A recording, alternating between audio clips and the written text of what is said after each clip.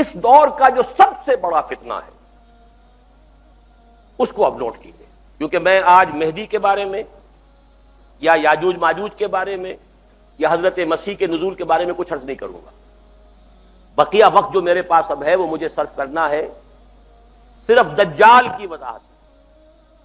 ان تمام ادوار میں دور الفتن، دور الملاحم، الملحمۃ العظمی، ظہور مہدی، نزول عیسیٰ، یاجوج ماجوج، ان سب میں اس پورے عرصے میں عظیم ترین فتنہ جو ہے اس کا نام قرآن کی زبان میں دجال، حدیث کی زبان میں دجال ہے۔ چنانچہ پہلے تو حدیث سنیے، صحیح مسلم کی روایت ہے، عن عمران ابن حسین رضی اللہ تعالی عنہ قال سمعت رسول اللہ صلی اللہ علیہ وسلم یقول ما بین خلق آدم الى قیام القیامت الى قیام الساعت امر اکبر من الدجال، رواہ مسلم۔ حضرت عمران ابن حسین فرماتے ہیں رضی اللہ تعالی عنہ کہ حضور کو میں نے خود سنا یہ فرماتے ہوئے۔ جس حدیث میں یہ الفاظ آتے سمعت، میں نے خود سنا، اس میں ایک اور زور پیدا ہو جاتا ہے، ورنہ یہ عن رسول اللہ ہے، اس میں ایک امکان ہوتا ہے کہ حضور سے کسی اور صحابی نے سنا ہو اور ان صحابی نے انہیں بتایا، اس کا ایک امکان پیدا ہو جاتا ہے نظری طور پر۔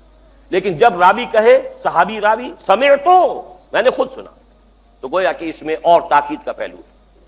ما بین خلق آدم و قیامت الساعہ، آدم کی تخلیق سے لے کر قیامت کے قائم ہونے تک، اب یہ قیامت وہ اردو والی قیامت میں بول رہا ہوں، ساعت جس کو عربی میں ساعت کہیں گے قرآن مجید کی اصطلاح میں، ان دونوں کے مابین دجال کے فتنے سے بڑا فتنہ کوئی نہیں۔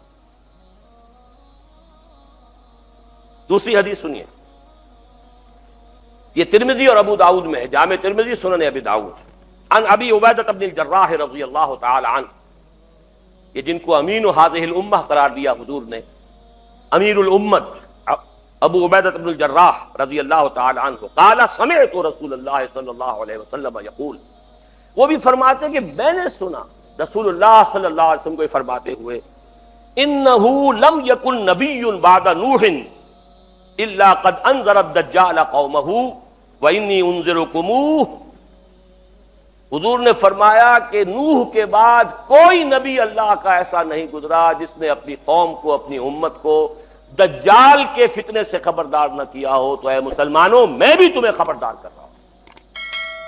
صرف ان دو حدیثوں پر اکتفا کر رہا ہوں، ورنہ اس باب میں آپ کو حدیثیں بہت سی ملیں گی، لیکن بہرحال یہ سمجھ لیجئے کہ دجال کا فتنہ جو ہے وہ احادیث نبویہ کی روح سے تاریخ انسانی کا از آدم تا آخر دم عظیم ترین فتنہ ہے۔ اب سب سے پہلے سمجھیے کہ دجل کہتے کسے، لفظی معنی کیا ہے دجال کے؟ اردو میں بھی یہ لفظ مستعمل ہے، دجل و فریب۔ دجل کہتے ہیں ملمہ سازی، کسی حقیقت پر کسی اور شے کا پردہ ڈال دینا تاکہ انسان دھوکہ کھا جائے۔ تانبے کے اوپر سونے کا پانی چڑھا دیا تاکہ آپ دھوکہ کھا جائیں کہ یہ سونا ہے، یہ دجل ہے۔ اصل حقیقت کو چھپانے کے لیے کوئی فیبریکیشن، کوئی جھوٹ، کوئی افتراء، کوئی غلط بات اس کے اوپر ڈال دینا، اس کا پردہ، یہ دجل ہے۔ اب دیکھیے، سب سے پہلے تو یہ لفظ آتا ہے احادیث میں جھوٹے نبیوں کے لیے۔ یہ حدیث سن لیجئے، یہ بھی جامع ترمذی اور سنن ابی داؤد کی روایت ہے، وَأَنَّهُ سَيَكُونُ مِنْ أُمَّتِي كَذَّابُونَ ثَلَاثُونَ كُلُّهُمْ يَزْعُمُ أَنَّهُ نَبِيُّ اللَّهِ وَأَنَا خَاتِمُ النَّبِيِّينَ لَا نَبِيَّ بَعْدِي وَلَا تَزَالُ طَائِفَةٌ مِّنْ أُمَّتِي عَلَى الْحَقِّ ظَاهِرِينَ لَا يَضُرُّهُم مَّنْ خَالَفَهُمْ حَتَّىٰ يَأْتِيَ أَمْرُ اللَّهِ۔ یہ حدیث طویل ہے، میں نے چھوٹا سا ٹکڑا اس میں سے لیا ہے، لیکن اس میں ایک طرف تو نوٹ کیجئے کہ خبر دی حضور نے کہ میری امت میں سے 30 کذاب دجال کھڑے ہوں گے جو نبوت کا دعویٰ کریں گے۔ 5-6 تو حضور کے زمانے میں آ گئے تھے متصلاً، وہ مسیلمہ اور نہ معلوم کون کون، ایک عورت بھی، وہ تو وہاں سے جو شروع ہوا سلسلہ، تو قریب ترین ہماری اس سرزمین کے اندر جہاں سے میں نے آج گفتگو شروع کی تھی، قادیانیت کا فتنہ، اور اس کی شدت کا اندازہ کیجئے کہ ابھی تک وہ پھیل رہا ہے، اس کے کہیں سمٹنے کا امکان نہیں ہے۔ اس لیے کہ دیکھیے، وہی بات ہے جو کئی جگر نے کہی تھی کہ میں چوٹ بھی کھاتا جاتا ہوں اور قاتل سے بھی کہتا جاتا ہوں، توہین ہے دست و بازو کی وہ وار کے جو بھرپور نہیں۔ یہ جو آپ نے ان کو غیر مسلم قرار دیا، یہ بھرپور وار نہیں کیا جب تک کہ اس کے ساتھ مرتد کی سزا قتل نافذ نہ کی جائے۔ آدھی بات، کافر تو قرار دیا، لیکن یہ کہ اگر مرتد کی سزا جو اسلامی ریاست میں ہے وہ آپ نافذ نہیں کرتے تو ان کا تبلیغ کا سلسلہ چل رہا ہے، لوگ اب بھی قادیانی ہو رہے ہیں، بہت سے نوجوان ان کے زیر اثر آتے ہیں، ان کا بڑا لمبا چوڑا نظام ہے۔ آج ان کے خلیفہ کا، جھوٹے خلیفہ کا خطبہ CNN سے نشر ہو رہا ہے۔ پورے عالم اسلام میں مسلمان جو ہے، حالانکہ دولت کے وہ انبار مسلمانوں کے پاس موجود ہیں جن کا کہ آپ حساب نہیں کر سکتے، لیکن یہ کہ کہیں مسلمانوں میں سے کسی کے لیے صحیح دین کی تعلیم کے لیے تو کوئی CNN کے اندر آپ وقت نہیں لے سکے آج تک۔ ان کا خطبہ نشر ہو رہا ہے، دنیا میں سنا جا رہا ہے، بڑے بڑے مراکز قائم ہو رہے ہیں۔ ٹورنٹو میں ان کا بہت بڑا مرکز بنا ہے، اب تو وہ انگلینڈ سے اپنا پورا مرکز جو ہے وہ شفٹ کرنے کی فکر میں ہے، اب امریکہ کے اندر وہ اڈے جمانے کی فکر میں، بہت بڑا مرکز ہے۔ یہ سارا سلسلہ چل رہا ہے، یہ کذابون دجالون، یہ جھوٹے نبیوں کے لیے، نبوت کے جھوٹے دعوے داروں کے لیے حدیث میں یہ لفظ آیا ہے، وَأَنَّهُ سَيَكُونُ مِنْ أُمَّتِي ثَلَاثُونَ کذابون کلہم یزعم انہ نبی اللہ، 30 ایسے پیدا ہوں گے شخص جھوٹے کذاب دجال، جن میں سے ہر شخص کا یہ گمان ہوگا کہ میں اللہ کا نبی ہوں، وانا خاتم النبیین لا نبی بعدی، جبکہ حقیقت یہ ہے کہ میں خاتم الانبیاء ہوں اور میرے بعد کوئی نبی نہیں۔ لیکن اس حدیث کا ایک ٹکڑا جو ہے وہ میں خاص طور پر، اگرچہ میرے مضمون سے متعلق تو صرف یہی حصہ تھا، لیکن یہ حصہ بہت ضروری ہے، شاید کہ آپ کے دل میں کوئی آرزو پیدا ہو جائے، امنگ پیدا ہو جائے۔ حضور نے جہاں یہ خبر دی ہے، ساتھ ہی یہ بھی خبر دی ہے، وَلَا تَزَالُ طَائِفَةٌ مِّنْ أُمَّتِي عَلَى الْحَقِّ ظَاهِرِينَ، لیکن میری امت میں ایک گروہ ہمیشہ حق پر غالب رہے گا، حق پر قائم رہے گا، لا يَضُرُّهُم مَّنْ خَالَفَهُم، انہیں کوئی نقصان نہیں پہنچا سکے گا جو شخص بھی چاہے ان کی مخالفت کرے، حتیٰ یاتی امر اللہ، یہاں تک کہ اللہ کا امر، اللہ کا فیصلہ آ جائے۔ یہ بہت بڑی خوشخبری ہے، یہ امت کبھی بھی گمراہی پر جمع نہیں ہوگی، ایسا کبھی نہیں ہوگا جیسے کہ عیسائیت جو ہے تثلیث پر جمع ہو گئی، حالانکہ بہت طویل عرصے تک ایسے بھی موجود رہے حضرت عیسیٰ علیہ السلام کے ماننے والے جو خالص موحد تھے، تثلیث کے قائل نہیں تھے، لیکن یہ کہ یہ امت جس طریقے سے اب جمع ہو چکے، اب کوئی عیسائیت کی ڈینومینیشن ہو، کوئی چرچ ہو، وہ پروٹیسٹنٹس ہوں، وہ کوئی گریک چرچ ہو، کوئی آرتھوڈاکس چرچ ہو، پروٹیسٹنٹس ہو، کیتھولکس ہو، کوئی ہو، سب کے سب تثلیث کے اوپر سب کے سب متفق، توحید ان کے ہاتھ سے جا چکی۔ حضور نے جو خبر دی ہے خوشخبری، میری امت کا معاملہ یہ نہیں ہو سکتا، کیوں نہیں ہو سکتا؟ عقلاً آخری امت ہے، ظاہر بات ہے کہ حضرت مسیح کی امت بگڑ گئی تو حق کو بیان کرنے کے لیے محمد رسول اللہ آ گئے صلی اللہ علیہ وسلم۔ اب اگر یہاں یہ حق گم ہو جائے کلیتاً تو کوئی اور نبی تو آنے والا نہیں، لہذا حضور کو بھی پروٹیکشن دی گئی، حضور کے دین کو بھی پروٹیکشن دی گئی، اور اس پروٹیکشن ہی کا ایک پہلو یہ ہے کہ میری امت میں ایک گروہ ہمیشہ حق پر قائم رہے۔ اللہم ربنا اجعلنا منہم، اللہ تعالی ہمیں توفیق دے کہ ہم ان میں سے ہوں، یہ آرزو تو کم سے کم دل کے اندر پیدا کیجئے، یہ امنگ تو پیدا ہو جائے۔ اگرچہ مجھے معلوم ہے کہ ماحول وہ ہے جس کے بارے میں اقبال نے کہا ہے کہ آرزو اول تو پیدا ہو نہیں سکتی کہیں، اور ہو جائے تو مر جاتی ہے یا رہتی ہے خام۔ ماحول غذا نہیں دیتا، آکسیجن ہی نہیں ہے، 2 پتیاں تو نکلی تھی بیج میں سے لیکن مرجھا گئیں، اس لیے کہ غذا نہیں فضا میں۔ امنگ اٹھتی ہے، جذبہ ابھرتا ہے، اس کی آبیاری کا سامان نہیں ہے، خارجی نہیں ہے، سارا داخلی سامان کرنا پڑے گا، اپنے اندر کا تیل جلانا ہوگا، باہر کا تیل نہیں ملے گا۔ اقبال نے یہی بات کہی ایک شعر کے اندر، کر اپنی رات کو داغے جگر سے نورانی، کر اپنی رات کو داغے جگر سے نورانی، اپنے اندر تیل جلاؤ، اپنے جگر کا تیل جلاؤ، اس سے روشنی حاصل کرو گے، ماحول سے تمہیں روشنی نہیں ملے گی۔ اپنی اس آرزو کو پروان چڑھاؤ، لیکن اپنے اندرونی جذبے کے ساتھ، استقامت کے ساتھ۔ بہرحال اس حدیث کا یہ ٹکڑا میں نے صرف اس لیے سنایا کہ یہ ایک ہمارے لیے ایک امنگ پیدا کرنے والی شے ہے کہ اللہ تعالی ہمیں توفیق دے کہ ہم ان لوگوں میں سے۔ تو پہلا لفظ جو دجال آیا ہے وہ تو میں نے آپ سے عرض کیا کہ دجال جھوٹا نبی، جس کے بارے میں حضور کی خبر ہے کہ 30 پیدا ہو۔ دوسرا ایک عمومی فتنہ ہے دجال، فتنۃ الدجال، عمومی فتنہ۔ وہ کیا ہے؟ اصل میں یہ تہذیب کے جس میں میں اور آپ، واقعہ یہ ہے کہ ہم اس وقت غرق ہیں. کسی کے سر کے اوپر تک پانی جا چکا ہے، وہ جا چکا، کوئی گردن تک اس کے اندر ہے، کوئی پیٹ تک ہے، کوئی گھٹنوں تک ہے، لیکن ہم میں سے کوئی اس تہذیب سے بچا ہوا نہیں. یہ عالمی تہذیب ہے، دجالی تہذیب، جو شروع ہوئی تھی مغرب سے تقریباً 400 سال قبل، رینائسنس، احیاء العلم. لیکن اس احیاء العلم کے نتیجہ کیا نکلا؟ مادی ترقی، ٹیکنالوجی، سائنس بڑھتی چلی گئی، اور اس درجے بڑھتی چلی گئی کہ عروج آدم خاکی سے انجم سہمے جاتے ہیں کہ یہ ٹوٹا ہوا تارا مہ کامل نہ بن جائے. چاند کو پاؤں تلے روند آیا انسان، اور ابھی نہ معلوم کہاں کہاں کمندے ڈال رہا ہے. لیکن دوسری طرف آسمانی وحی والی ہدایت سے اپنی آنکھ بند کر لی. نوٹ کر لیجئے اس بات کو اچھی طرح. سورہ بقرہ کا 4واں رکوع جو ہے قرآن مجید کے فلسفے میں نہایت اہمیت کا حامل. اللہ نے انسان کو بنایا زمین کی خلافت کے لیے.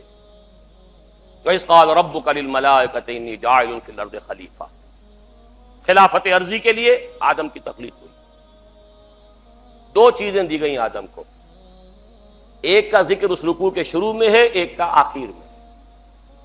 شروع میں علم الاسماء دیا گیا، علم آدم الاسماء كلها ثم عرضهم على الملائكة فقال انبئوني باسماء هؤلاء ان كنتم صادقين.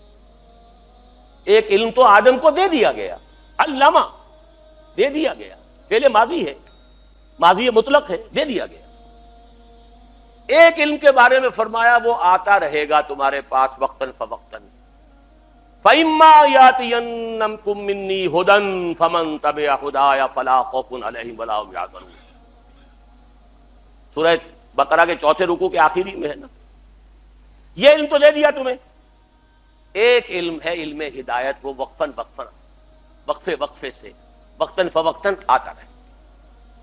فَإِمَّا يَأْتِيَنَّكُم مِّنِّي هُدًى فَمَن تَبِعَ هُدَايَ، تو جو میری اس ہدایت کی پیروی کرے گا فَلَا خَوْفٌ عَلَيْهِمْ وَلَا هُمْ يَحْزَنُونَ وَالَّذِينَ كَفَرُوا وَكَذَّبُوا بِآيَاتِنَا أُولَٰئِكَ أَصْحَابُ النَّارِ هُمْ فِيهَا خَالِدُونَ. دو چیزیں دی تھی نا. علم اسماء جو آدم کو دے دیا گیا وہی ہے جو آدم کی نسل کے اندر ایک تناور درخت بن کر یہ فزیکل سائنسز اور ٹیکنالوجی کی شکل اختیار کر چکا ہے. اس کو اچھی طرح سمجھ لیجئے بات کو. آم کی گٹھلی میں پورا آم ہوتا ہے کہ نہیں؟ آم کا درخت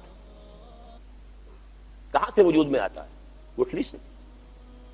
باہر سے تو صرف پانی گیا تھا گٹھلی کے اندر، دو پتیاں کہاں سے نکلی؟ اس کی ابتدائی غذا بھی اس گٹھلی کے اندر موجود تھی. بعد میں پانی جو ہے وہ مختلف منرلز لے کر اندر جاتا رہا، اوپر سے جو ہے آکسیجن ملتی رہی. ایک آم کا درخت پورا کا پورا گٹھلی میں تھا، لیکن آم کی گٹھلی کو آم کا درخت بننے میں کتنے سال لگتے ہیں؟ چلیے 10 سال لگے. آدم کو پورا علم دے دیا گیا، اس کی ایکسفولیشن، اس کا ظہور، اس کا بروز یہ ہوا ہے ان 10,000 سالوں کے اندر. وہ درخت اب تناور درخت بن گیا ہے. اصلها ثابت وفرعها فی السماء. اس کی شاخیں آسمان سے باتیں کر رہی ہیں. عروج آدم خاکی سے انجم سہمے جاتے ہیں کہ یہ ٹوٹا ہوا تارا مہ کامل نہ بن جائے. تسخیر کائنات جو انسان کر رہا ہے وہ خلیفہ کی حیثیت سے کر رہا ہے. اسی لیے فرمایا گیا اللہ تعالیٰ نے تمہارے لیے پوری زمین کو جو ہے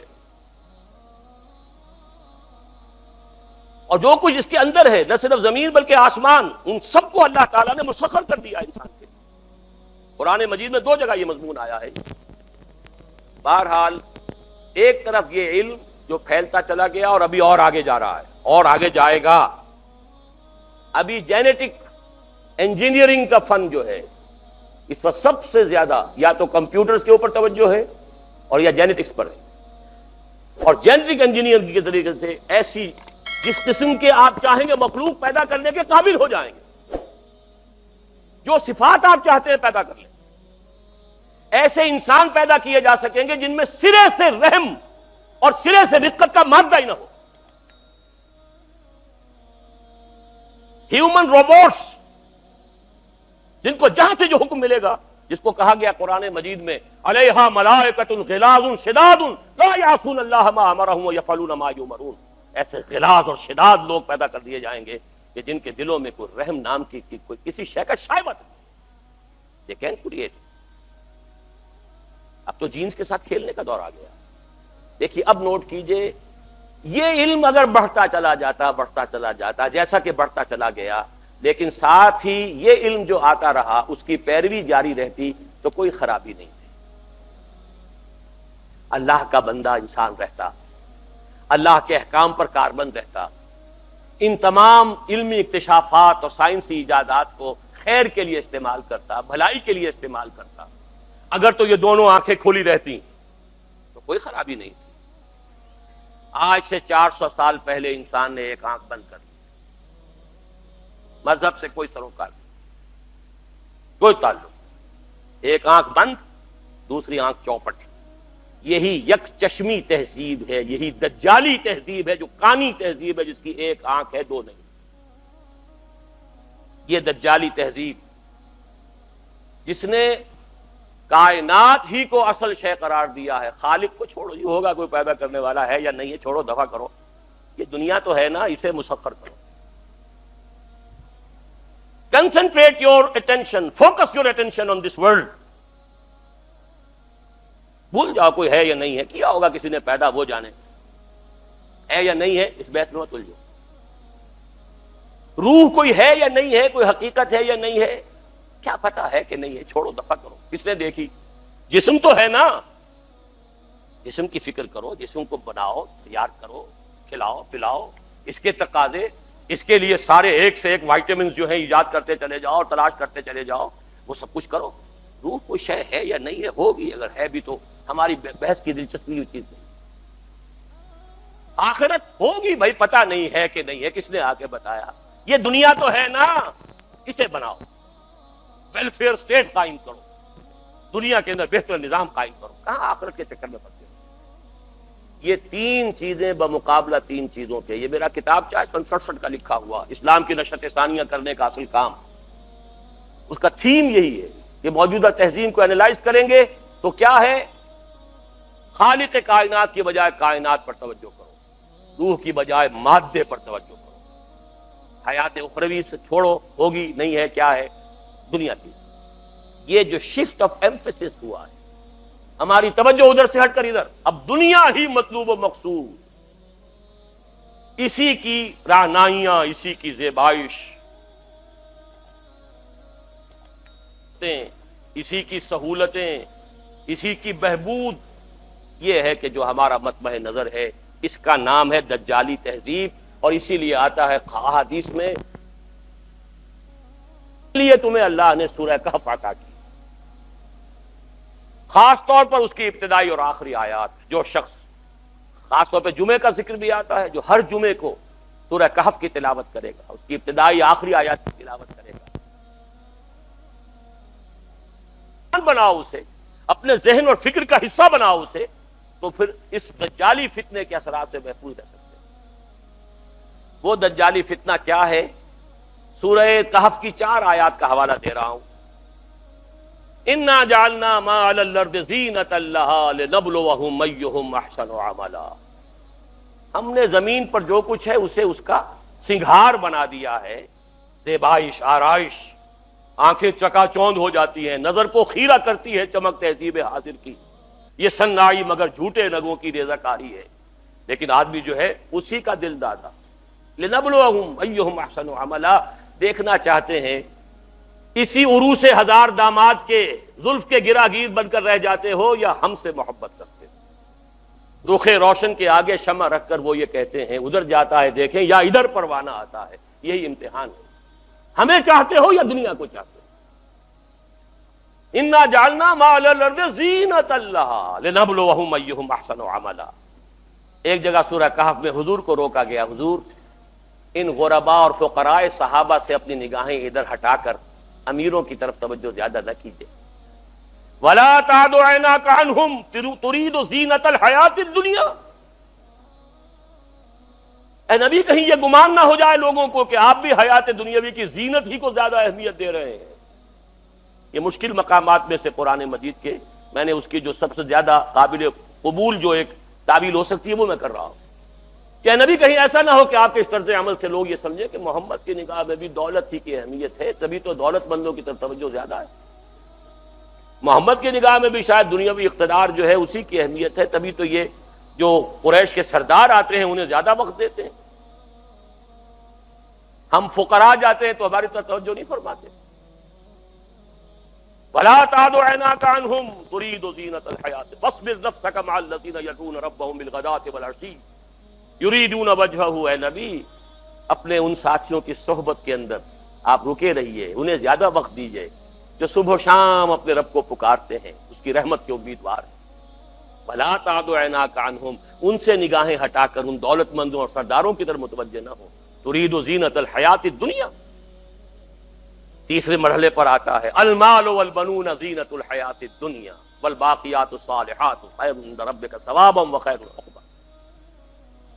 یہ دنیا مال اور یہ مال و دولت دنیا، یہ رشتہ و پیوند، بتان وہم و گما، لا الہ الا اللہ. لیکن یہ کہ اسی کی زیبائش آرائش، اسی کی محبت، اسی کی سوچ دن رات فکر ہے تو انہی کی ہے. المال والبنون زینۃ الحیات الدنیا. اور آخری آیت جو آخری رکوع میں قل هل ننبئکم بالاخسرین اعمالا الذین ضل سعیهم فی الحیات الدنیا وهم یحسبون انہم یحسنون صنعا. سب سے زیادہ گھاٹے اور خسارے میں رہنے والے کون ہیں؟ نبی ہم آپ کو بتائیں. اے نبی آپ ان سے کہیے کیا میں تمہیں بتاؤں سب سے زیادہ خسارے میں کون رہے؟ سوال کا جواب بھی خود ہی. جن لوگوں کی ساری بھاگ دوڑ سعی و جہد حیات دنیا ہی میں بھٹک کر رہ گئی، ساری بھاگ دوڑ، دن رات کی محنت مشقت، سوچ ہے تو اسی کی، رات کو بھی دن کو بھی، دوڑ دھوپ، ساری فکر فی الحیات الدنیا، واللہ بھٹک کر رہ گئی. انہی توانائیوں سے آخرت کمائی جا سکتی تھی، انہی چیزوں سے جو اللہ نے دی ہیں اللہ کو راضی کیا جا سکتا تھا. لیکن یہ ساری چیزیں کھپا دی دنیا کے حصول میں، بھٹک گئیں. وہ تیر نیم کش جس کا نہ ہو کوئی ہدف ہونا چاہیے تھا اللہ کی ذات، لیکن تم نے پہنچا خرچ کر دی یہ ساری چیزیں دنیا کی طلب. الذین ضل سعیہم فی الحیات الدنیا وہم یحسبون انہم یحسنون صنعا. یہ ہے وہ دجالی فتنہ جس نے آخرت پر دنیا کا ملمہ کر دیا ہے، ذات باری تعالیٰ پر کائنات کی عظمت کا پردہ ڈال دیا ہے. اللہ سے توجہ ہٹ گئی، کائنات، روح کی بجائے جسم، حیات اخروی کی بجائے حیات دنیا. یہ جو چار ہماری چیزوں کے اندر کہ جو پریفرنسز ہیں، جو ہمارا ایمفیسس ہے، زبان سے مانتے ہیں اللہ کو بھی آخرت کو بھی، لیکن آپ اپنے 24 گھنٹے کے تمام اوقات کا تجزیہ کیجئے، کتنی آپ کی توانائیاں اور قوتیں اللہ اور آخرت کے لیے صرف ہو رہی ہیں اور کتنی دنیا کے لیے ہو رہی ہیں. اقرا کتابک، ہر شخص اپنی کتاب خود پڑھے، اپنا حساب خود لے. اقرا کتابک کفا بنفسک الیوم علیک حسیبا. ہر شخص اپنا حساب خود کر سکتا ہے. 24 گھنٹے شمار کیجئے اس کا کتنا وقت. ہاں ٹھیک ہے، بھلے نفس کا علیہ کا حق پر، نفس کا بھی حق ہے، سونے کے لیے بھی وقت ہونا چاہیے، آپ کے اولاد کا لیے یہ حق ہے. لیکن پھر دیکھیے باقی جو کچھ آپ کے پاس ہے توانائی جو آپ نے لگائی ہے کچھ چیز حاصل کرنے میں، اس کا کتنا حصہ ہے جو اللہ اور آخرت کے لیے صرف ہو رہا ہے اور کتنا حصہ ہے جو صرف اس دنیا کی amenities, facilities, luxuries, decoration pieces, کتنے پیسے سے وہ چیزیں خرید کر لا کر آپ اپنے ڈرائنگ روم سے جا رہے ہیں، کہاں خرچ کرنا. بہرحال یہ تو ہے ایک عام دجالی فتنہ. میں 1:45 تک کا وقت لے رہا ہوں اس لیے کہ شروع بھی ہم نے کیا تھا 15 منٹ لیٹ، اور مضمون آج ختم نہیں ہوگا انشاءاللہ، پھر آئندہ کبھی اس کو مکمل کروں گا. لیکن اب آخری بات جو بیان کرنا چاہتا ہوں وہ یہ ہے کہ احادیث نبویہ سے معلوم ہوتا ہے کہ اس عمومی دجالی تہذیب کے فتنے کے علاوہ اس پر مستضاد، اور یہاں یہ بھی نوٹ کرا دوں کہ اس موضوع پر یہ تہذیب، دجالی تہذیب، مغربی تہذیب، عیسائیت کا عقیدہ ولدیت جو ہے اس کی اصل جڑ ہے. اس پہ اگر آپ کو بہت گہری بصیرت حاصل کرنی ہو تو مولانا مناظر حسن گیلانی رحمۃ اللہ علیہ کی ایک کتاب ہے تذکیر بسورۃ الکہف. اب یہ مختلف عنوانوں سے یہاں کہیں چھپ رہی ہے، میرے پاس جو نسخہ ہے وہ تو ہندوستان کا چھپا ہوا ہے، یا یہ الفرقان میں کبھی پاکستان بننے سے بہت پہلے الفرقان میں یہ مضامین چھپے تھے، لیکن اس کا بھی میرا اسپیشل جو ایک ایشو تھا وہ ابھی تک میرے پاس محفوظ ہے. مجھے دلچسپی اس سے ہے اپنے کالج کے زمانے سے اس موضوع کے ساتھ. لیکن پھر یہ مضامین تذکیر بسورہ کہف کے نام سے حیدرآباد دکن سے کتابی شکل میں چھپے ہیں، اور میرا یہ خیال ہے کہ مباحث سورہ کہف وغیرہ کے نام سے یہ چھپ رہی ہیں چیزیں پاکستان میں بھی. معین شخص جو دجال ہوگا اس کے بارے میں بھی ایک تو بالکل متفق علیہ چیزیں ہیں. نمبر ایک کہ وہ شخص ہے، قطعی ہے، یقینی ہے، اس کا حلیہ بھی حضور صلی اللہ علیہ وسلم نے احادیث کے اندر بیان کیا ہے. دوسری بات یہ کہ اس کے ہاتھ میں قوانین قدرت، گویا کہ تسخیر کائنات گویا کہ نقطہ عروج کو پہنچ چکی ہو، تمام اختیارات الہی تقریباً اس کے ہاتھ میں آ چکے ہوں. جو بڑے سے بڑے معجزے اللہ تعالیٰ نے نبیوں کو دیے ہیں وہ معجزے کر کے دکھائے گا. وہ مردہ کو زندہ کرے گا، مردہ لوگوں کی افواہوں کو لے کر آئے گا، ان کی روحوں کو، اگرچہ جھوٹی روحیں ہوں گی، وہ شیاطین جن ہوں گے جو ان کا بھیس بدل کر آئیں گے، لیکن یہ کہ وہ لوگوں سے کلام کریں گی. یہ اسپرچولیزم جو اپنی انتہا کو پہنچا ہوا ہے یورپ میں اور مغرب میں، یہ در حقیقت اسی کا ایک مظہر ہے. وہ کھلے بیابان کو کہے گا جہاں بالکل چٹیل جو ہے کوئی صحرا تھا، گلو گلزار کر دے گا جب چاہے گا، جب چاہے گا جہاں چاہے گا بارش برسائے گا. فاصلہ اس کے لیے بے معنی ہوگا. اس کی سواری وہ ہوگی کہ جس کے دونوں کانوں کے درمیان فاصلہ 80 ہاتھ کا ہوگا. یہ سارے جو آج آپ کی اس ٹیکنالوجی کی جو انتہا جا رہی ہے اور جدھر جا رہی ہے، اس کو اچھی طرح سمجھ لیجیے. آج سے 100 سال پہلے شاید انسان ان چیزوں کا تصور نہ کر سکتا. وہ کوئی سواری ایسی بھی ہو سکتی ہے جس کے دو کانوں کے درمیان کا فاصلہ جو ہے وہ 80 ہاتھ کا ہو. آپ کے یہ سارے جیٹس جو ہیں وہ کیا ہیں؟ ان کے ریڈارز جو لگے ہوئے ہیں، دونوں کان ہیں ان کے. اس کا ایک قدم اگر مدینے میں ہوگا تو دوسرا بیت المقدس میں ہوگا. اس کی آواز پوری دنیا میں سنی جائے گی. سنی جا رہی ہے کہ نہیں؟ یہ ساری قدرت، ساری قوتیں، تسخیر کائنات کلیتاً ایک آدمی کو چیر کر دو ٹکڑے کرے گا، دونوں ٹکڑوں کو علیحدہ کرے گا، ان کے درمیان چلے گا اور پھر ان دونوں کو جوڑے گا اور کھڑا کر دے گا. احادیث میں ساری موجود ہے. سرجری جدھر جا رہی ہے وہ جب نہیں کہ وہاں تک آدمی پہنچ جائے. فریز کر کے تو یہ معاملہ اب ہو ہی سکتا ہے، لیکن یہ کہ ابھی اگلا اور قدم کیا ہوگا کچھ نہیں کہہ سکتے. یہ چیزیں تو ہے متفق علیہ. البتہ کچھ معاملات کے اندر احادیث میں کچھ اختلاف پایا جاتا ہے اور یہ مشکلات الحدیث میں سے. اور میں بھی چونکہ اس مسئلے میں اب تک بھی کسی درجے میں ابھی قطعیت کے ساتھ میں کوئی بات نہیں کہہ پا رہا ہوں، لیکن اب چونکہ گمان غالب کے درجے میں ایک رائے تک پہنچ چکا ہوں، اس لیے میں نے آج اس بات کو آپ تک پہنچانے کے لیے یہ عنوان اختیار کیا ہے. اس لیے کہ حدیث میں جو آتی ہے تفاصیل، اس سے معلوم ہوتا ہے کہ یہ دجال